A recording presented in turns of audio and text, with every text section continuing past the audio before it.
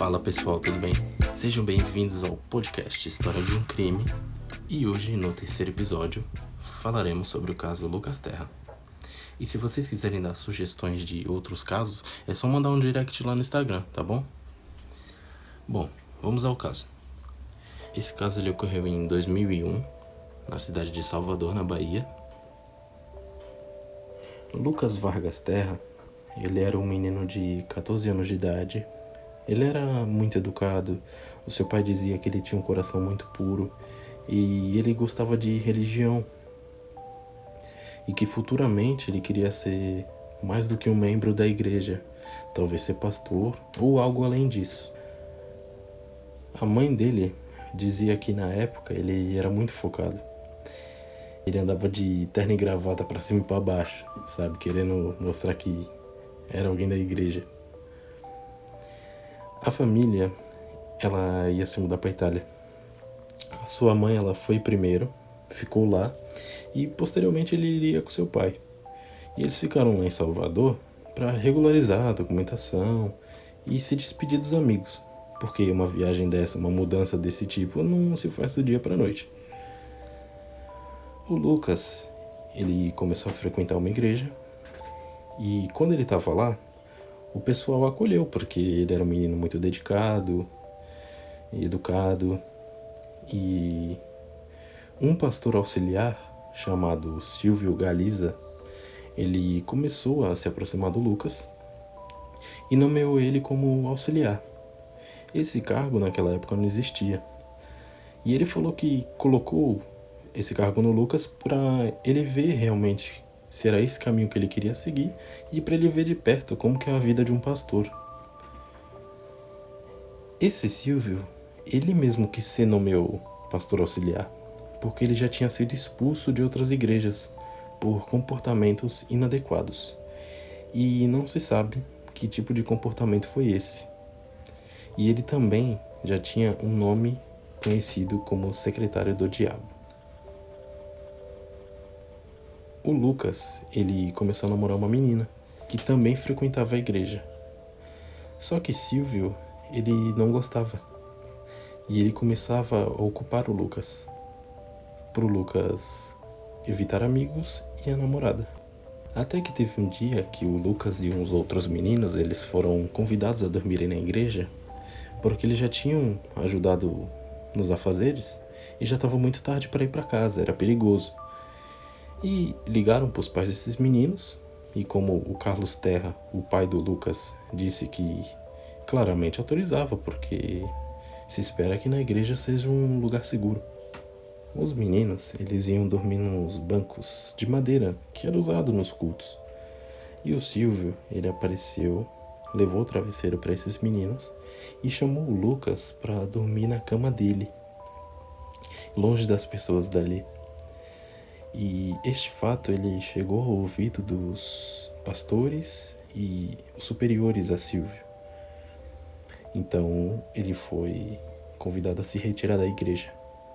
O Silvio, mesmo tendo sido expulso da igreja, ele continuava frequentando os cultos e mantinha contato com o Lucas.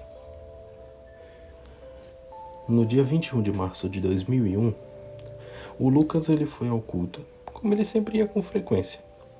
E na saída do culto, ele ficou conversando com seus amigos e a sua namorada. Eles fizeram uma rodinha e ficavam conversando, como amigos mesmo. E foi quando o Silvio apareceu assim de longe e ficava chamando o Lucas. E os seus amigos, eles falavam pra ele não ir, porque aquele cara era estranho e que ele tinha sido expulso da igreja. E o Lucas falava que eles podiam ficar tranquilos, porque ele era um amigo e confiava nele. E ele se despediu dos meninos ali que estavam e da sua namorada e foi atrás dele. Naquela noite, o Lucas ele saiu com o Silvio e nesse trajeto ele ligou de um orelhão pro seu pai por volta das 10 horas da noite e disse que ele ia participar de uma noite de orações e ia dormir numa igreja universal lá no bairro do Rio Vermelho e que ele estava acompanhado do Silvio.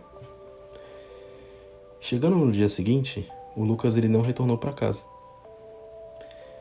E o seu pai, ele começou a ficar desesperado Porque o Lucas, ele não era um menino que deixava de avisar, saía pra cima e pra baixo, não tinha hora pra voltar, sabe? Ele era um menino muito educado, ele sempre se preocupava com seu pai. O senhor Carlos Terra, que é o pai do Lucas, ele começou a ficar desesperado, porque o Lucas, ele sempre dava informação de onde ele estava, e até mesmo ele saiu com o Silvio, ele ligou de um orelhão, sabe? E passava mais tempo, ele não retornava para casa. Então, o pai do Lucas, ele foi até a igreja que ele frequentava e perguntou se eles sabiam de alguma coisa. E eles dissem que ele tinha saído com o Silvio e iriam para a igreja do Rio Vermelho. O pai do Lucas, ele tinha que encontrar o Silvio logo. E quando ele encontrou, ele perguntou, né, onde que ele deixou o filho dele, onde o filho dele estava. E o Silvio disse que ele deixou o Lucas em um ponto de ônibus e que ele iria para uma igreja num bairro chamado Pituba.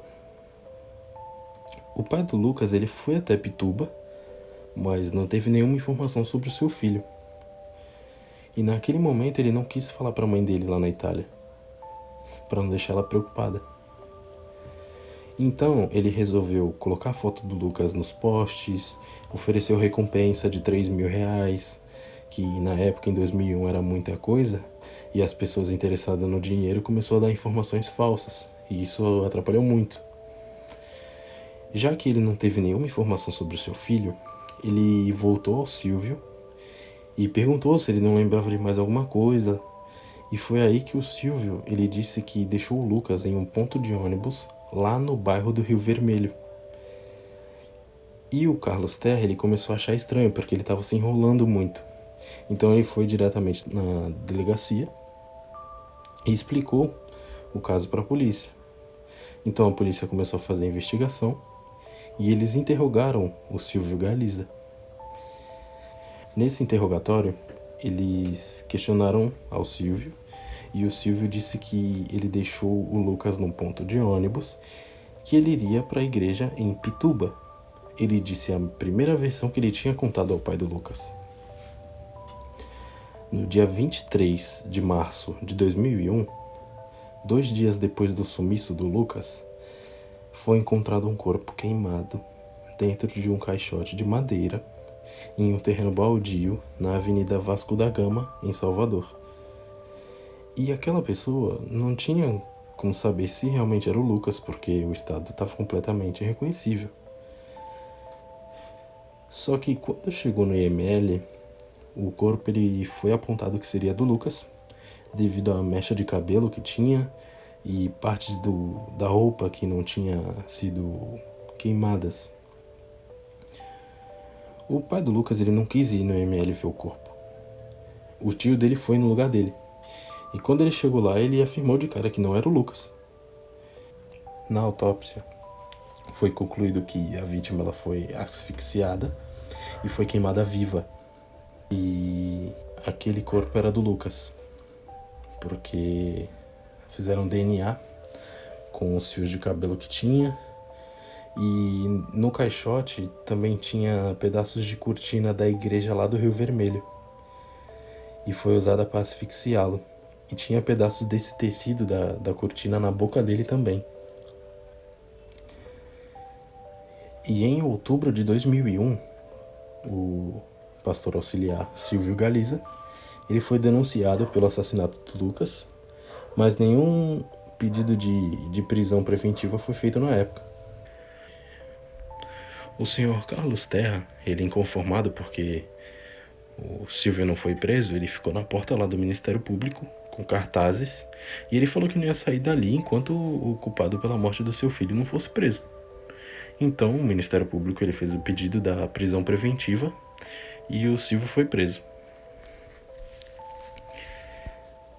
Ao passar do tempo, a família ela questionava muito sobre a demora do processo e sobre algumas coisas que estavam ocorrendo. Então eles resolveram fazer uma carta para a ONU e questionaram Por qual motivo o Silvio ele estava sendo defendido por um dos advogados mais caros do Brasil sem ele ter condições para arcar isso. O Silvio ele morava em periferia. Somente em 2004 ocorreu o júri do caso. E as testemunhas que prestaram depoimentos, elas disseram que foram ameaçadas e expulsas da igreja. E uma testemunha, ela disse: "Fui ameaçado. E mesmo frequentando a igreja há 20 anos, disseram que era para eu calar a boca. O regime é militar. Eles dizem que a gente tem que falar tudo em nome do Senhor, até mentir.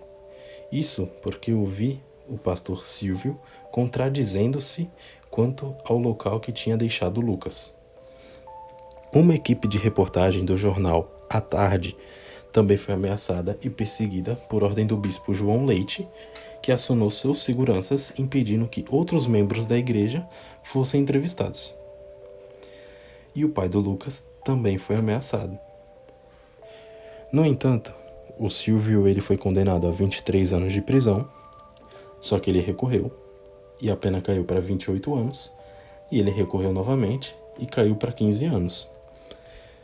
Só que esse caso, para a promotora Cleusa Boida, ele não tinha terminado, porque ela sempre ficou com uma impressão de que tinha mais gente envolvida naquilo. E o Silvio, ele sempre negava o caso. Ele dizia que não foi ele que fez e jamais iria falar que alguém participou.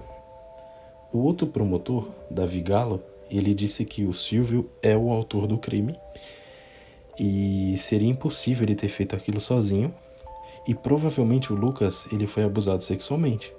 Só que não dá para saber por causa do estado de que estava o corpo do menino. E por que era impossível ele ter feito isso sozinho? O corpo do Lucas ele foi encontrado cerca de 2 quilômetros da igreja, lá do Rio Vermelho, e provavelmente foi utilizado um carro para locomoção. Só que o Silvio ele não tinha carro e ele não sabia dirigir.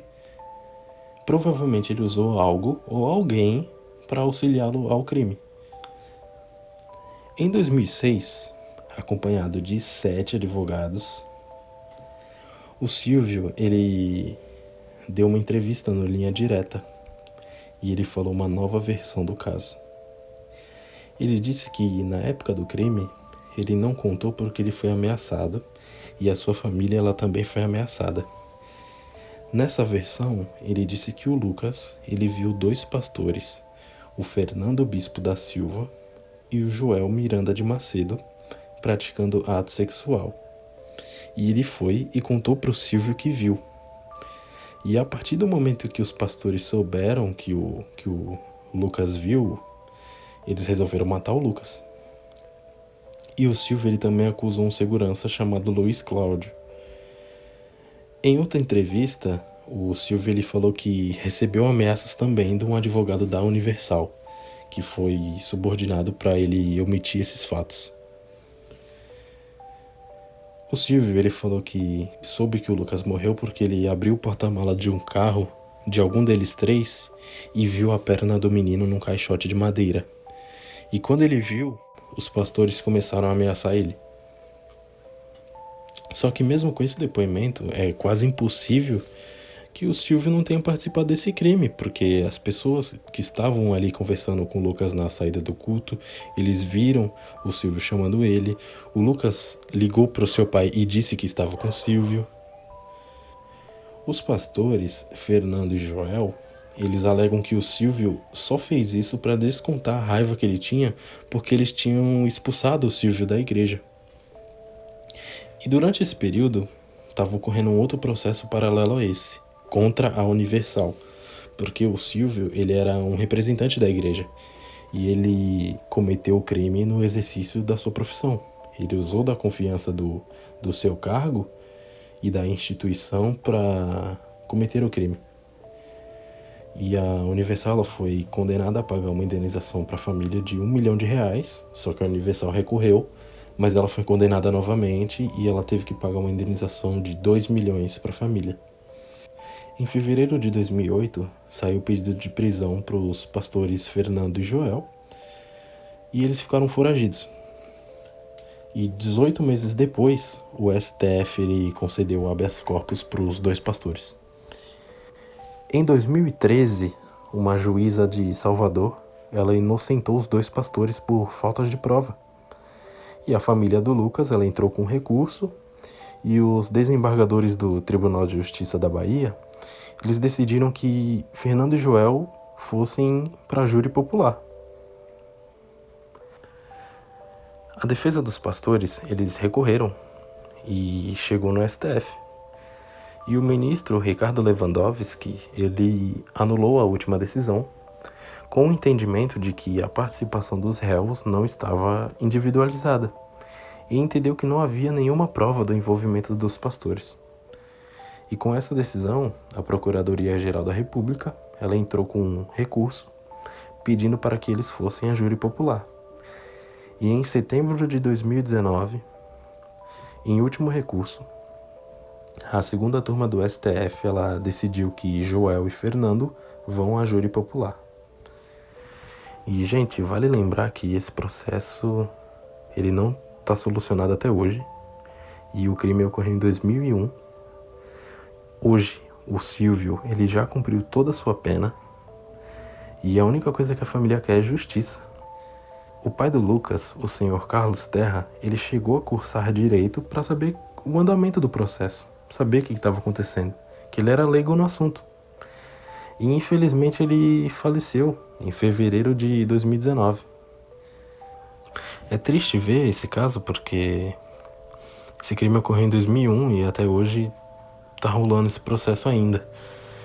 E vamos ver, né, o que vai acontecer nesse júri, que pelo que eu vi ainda não ocorreu e quando vai ocorrer.